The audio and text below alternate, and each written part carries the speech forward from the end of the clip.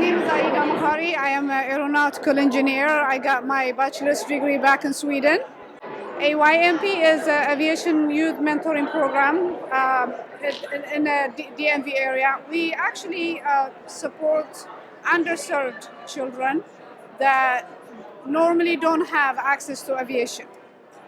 Hi everybody, this is Sid Blue. She wrote a book called Fly Girl. We normally use the book to introduce girls how to fly or to dare to dream to be a pilot. Why do you think it's important for students to be able to read and read well and have, be able to read books about aviation at an early age in schools? Learning about aviation early in schools is very important. First of all, not only to normalize aviation, all aviation words, technical words, also to dream bigger, that it's allowed, that we can actually teach children to think this is not limited. And with Sid's book, actually, it teaches you not to give up, period. Because STEM fields make more money, it really gives kids from all backgrounds a leg up if they get into aviation or any kind of STEM career.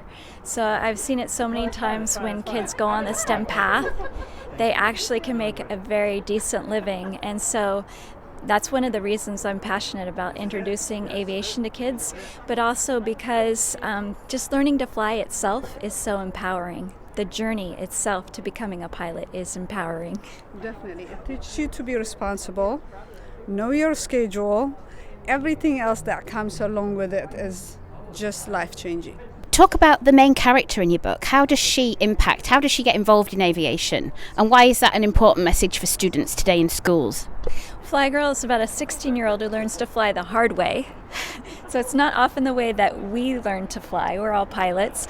But it makes for a good story. What she goes through, she actually makes it harder on herself. So she has to overcome not just the trials and tribulations of getting enough money for your flight training, but also makes it harder on herself by making mistakes, and then learns how to get past that, because a lot of times when I was talking to kids in schools, they didn't know that you could overcome obstacles. So I wanted to show that she has all these obstacles, yet she still rises above to take off. So we got to talk to some students today, 450 students actually, in a Los Angeles public school.